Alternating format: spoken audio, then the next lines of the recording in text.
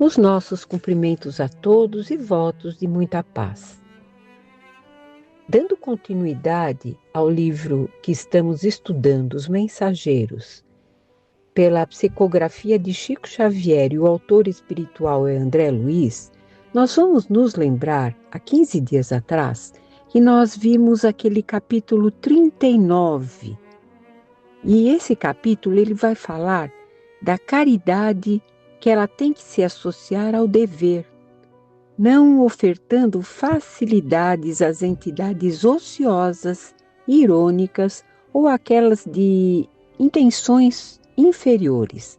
Nós vamos nos lembrar que Hildegardo e Vieira, aqueles dois trabalhadores, eles acabaram levando para a reunião mediúnica na casa de Dona Isabel entidades que eram simpáticas a eles aqui na Terra, mas que com certeza não tinham a preparação adequada.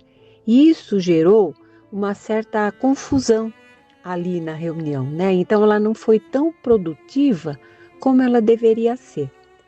E agora nós iremos passar para o capítulo 40, Rumo ao Campo. Vamos à leitura desse capítulo.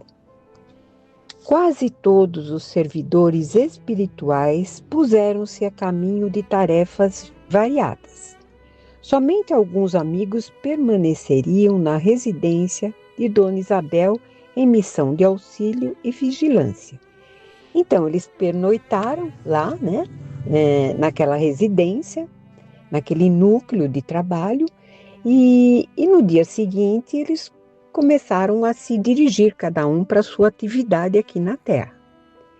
E continuando, notei que Aniceto continuava distribuindo instruções diversas, dirigindo-se em caráter confidencial a determinados companheiros a respeito da missão que lhe confiara Telésforo, que foi logo no início do livro. O Telésforo, ele se entendeu, com o Aniceto a respeito de diversas atividades que ele teria que fazer, Então, dessa maneira, o Vicente e André Luiz, eles não participariam desses entendimentos entre Aniceto e outras entidades ali presentes. Continuando, antes do meio-dia, porém, convidou-nos a acompanhá-lo. Convidou o Aniceto, convidou Vicente e André Luiz a acompanhá-los. Na oficina, disse-nos bondoso, encontramos revigoramento imprescindível ao trabalho. Recebemos reforços de energia, alimentamo-nos convenientemente para prosseguir no esforço, mas convenhamos que para muitos de nós a noite representou uma série de atividades longas e exaustivas. Necessitamos de algum descanso. Voltaremos ao crepúsculo. Então, o que ele está dizendo aqui é que eles, na verdade, muitos descansaram, mas eles, na verdade, tiveram um trabalho ativo durante toda aquela noite, E eles precisariam descansar, de um repouso. Aonde iríamos? Ignorava. Recordei que, de fato, se alguns haviam repousado no santuário doméstico durante a noite, a maioria havia trabalhado intensamente. E concluí que se muitos pela manhã haviam tomado rumo às obrigações, outros teriam buscado o repouso indispensável. Aonde vão? Perguntou um companheiro da vigilância que se fizera nosso amigo. Antes que respondêssemos, Aniceto esclareceu. Vamos ao campo. E dirigindo-se especialmente a Vicente e a mim, considerou. Utilizemos a volitação, mesmo porque não temos objetivos imediatos ao centro urbano. Então, eles chegariam lá na parte da manhã, quando a maioria dos encarnados estaria nas suas atividades materiais, no seu trabalho, Então, eles não teriam essa pressa toda. Notei que movimentava agora minhas faculdades volitantes com facilidade crescente. A excursão educativa com escala pelo posto de socorro de Campo da Paz, fizera-me grande bem.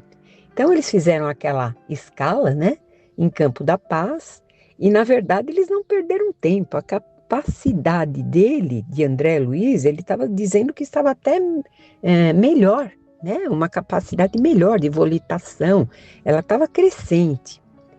Melhorara em adestramento. Sentia-me fortalecido ante as vibrações de ordem inferior. Mobilizava os recursos próprios sem dificuldade. Reparei igualmente que minhas possibilidades visuais cresciam sensivelmente. Volitando, não observara até então o que agora verificava, extremamente surpreendido. Dantes via somente os homens, os animais, veículos e edifícios chumbados ao solo. Agora a visão dilatava-se. Reconhecia de longe o peso considerável do ar que se agarrava à superfície. Então ele estava percebendo, dessa vez agora, o peso daquele ar, que ele não percebia tão claramente antes, né? O peso que todos os encarnados carregavam, o peso desse ar. Tive a impressão de que nadávamos em alta zona do mar de oxigênio, vendo embaixo, em águas turvas, enorme quantidade de irmãos nossos a se arrastarem pesadamente, metidos em escafandros muito densos no fundo lodoso do oceano. Então, eles estavam reconhecendo agora o peso até do corpo físico, né? Que nós carregamos aqui enquanto encarnados, esse peso do corpo físico, esse fundo lodoso que ele se referiu, né? Como se tivéssemos em escafandros densos nesse fundo lodoso do oceano. Então, na verdade, ele está descrevendo o que ele está vendo agora, né? Os habitantes aqui da Terra, os encarnados aqui. Estão vendo aquelas manchas escuras na via pública? Indagava o nosso orientador, percebendo-nos a estranheza e o desejo de aprender cada vez mais. Como não soubéssemos definir com exatidão aquelas manchas escuras, né, que ele estava se referindo, então ele prosseguiu, né, o Aniceto. São nuvens de bactérias variadas. Flutuam quase sempre também em grupos compactos, obedecendo aos princípios das afinidades, que é o que nós estudamos sempre, aquelas afinidades, a maneira como nós atraímos as entidades de acordo com aquilo que estamos pensando, de acordo com o nosso pensamento. Reparem aqueles arabescos de sombra. Então, é uma sombra que muitas vezes nós atraímos. Indicavam-nos certos edifícios e certas regiões citadinas. Observem os grandes núcleos pardacentos ou completamente obscuros. São zonas de matéria mental inferior, matéria que é expelida incessantemente por certa classe de pessoas. Então, são as pessoas que emitem essa matéria inferior, né? E elas mesmas vão ter em sintonia aqueles núcleos pardacentos que ele está se referindo aqui. Se demorarmos em nossas investigações, veremos igualmente os monstros que se arrastam nos passos das criaturas, atraídos por elas mesmas. Atraído por elas mesmas. Então, ninguém sai por aí com um pensamento elevado e vai atrair esses monstros, né? Então, atraídos por elas mesmas o quê? Pelos seus pensamentos. Imprimindo grave inflexão às palavras, considerou: tanto assalta o homem a nuvem de bactérias destruidoras da vida física, quanto as formas caprichosas das sombras que ameaçam o equilíbrio mental. Por quê? Porque o homem, ele tem o corpo físico, mas também tem o espírito encarnado. Então, também a mente, né? Não é só a atração, é do corpo e do espírito, né? Por isso que essas nuvens assaltam os dois, porque nós somos corpo e mente. Como vem, o orai e vigiai do Evangelho tem profunda importância em qualquer situação e a qualquer tempo.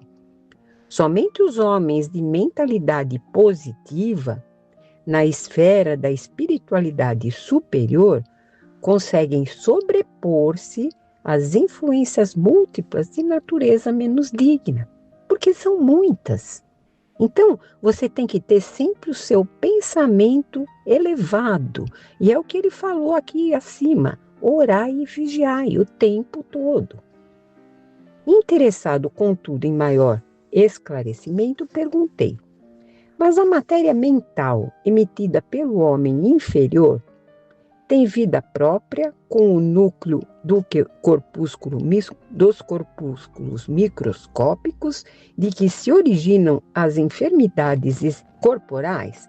Então, o que ele está perguntando aqui? Se a matéria mental, né, que o homem inferior emite, né, ele tem vida própria como núcleo de corpúsculos microscópicos de que se originam essas enfermidades corporais? E o mentor generoso sorriu e acentuou, como não?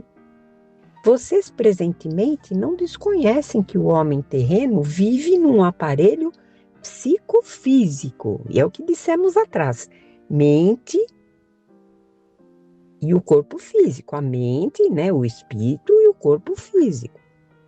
Não podemos considerar somente no capítulo das moléstias, das doenças, a situação fisiológica propriamente dita, só o corpo, mas também o quadro psíquico da personalidade encarnada. Então aí vai entrar nessas doenças também o nosso espírito, a nossa personalidade. Ora, se temos a nuvem de bactérias produzidas pelo corpo doente, temos a nuvem de larvas mentais produzidas pela mente enferma, em identidade de circunstâncias. Então, o corpo pode atrair essas larvas, né, essas bactérias, mas a mente também. A mente, ela vai trazer o quê? Ela vai entrar em sintonia com essa nuvem de larvas mentais, né? Desse modo, na esfera das criaturas desprevenidas de recursos espirituais, tanto adoecem corpos como almas. Então são os dois, né? São os dois que adoecem. No futuro, por esse mesmo motivo, a medicina da alma absorverá a medicina do corpo. Poderemos, na atualidade da Terra, fornecer tratamento ao organismo de carne. Semelhante tarefa dignifica a missão do consolo, da instrução e do alívio. Mas no que concerne à cura real, somos forçados a reconhecer que esta pertence exclusivamente ao homem espírito. E a gente não pode esquecer que tanto Vicente como André Luiz, eles foram médicos na Terra. Então, na verdade, o que eles curaram aqui, diante desses ensinamentos, foi assim, aquela cura paliativa do corpo físico. Mas eles não tinham esse conhecimento da nossa vida mental, né? O que pode atrair para nós de doenças no nível mental, apenas o corpo eles cuidavam, não da alma. E continuando, Deus meu, exclamou Vicente espantado, a que perigos está submetido o homem comum? Por isso, tornou Aniceto cuidadoso, a existência terrestre é uma gloriosa oportunidade para os que se interessam pelo conhecimento e elevação de si mesmos. E por essa mesma razão ensinamos a necessidade da fé religiosa entre as criaturas humanas. Então, na verdade, é uma resistência nossa ter essa fé religiosa. Isso faz com que resistamos às doenças. Desenvolvendo essa campanha, Não pretendemos intensificar as paixões nefastas do sectarismo, do isolacionismo, mas criar um estado positivo de confiança, otimismo e ânimo sadio na mente de cada companheiro encarnado. Até agora, apenas a fé pode proporcionar essa realização. Então, o homem de fé, ele consegue essa realização, se ele tiver muita fé. Daí, vejam a sintonia desses ensinamentos desse capítulo com o Evangelho de Jesus, né? A fé que opera milagres, né? As ciências e as filosofias preparam o campo. Entretanto, a fé que vence a morte é a semente vital.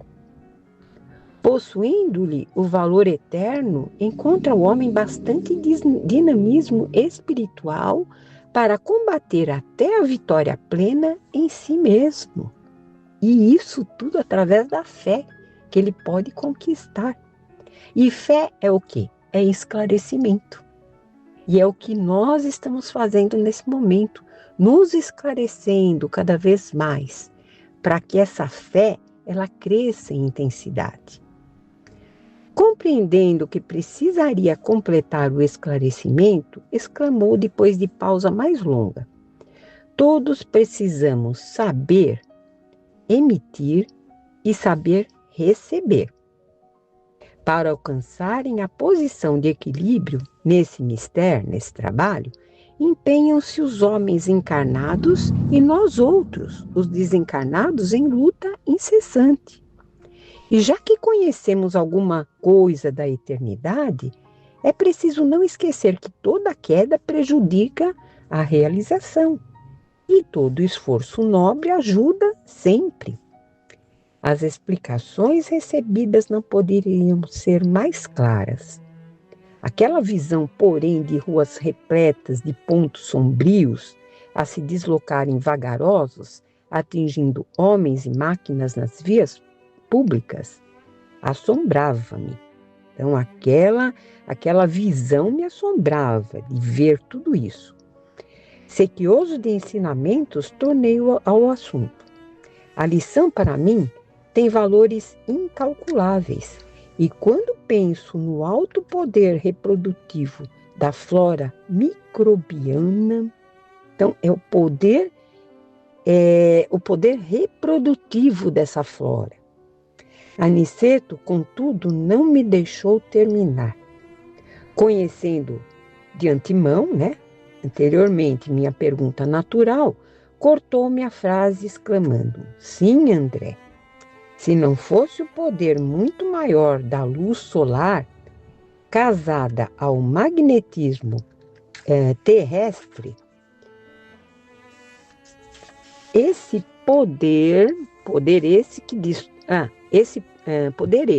que destrói intensamente para selecionar as manifestações da vida na esfera da crosta, a flora microbiana de ordem inferior não teria permitido a existência de um só homem na superfície do globo.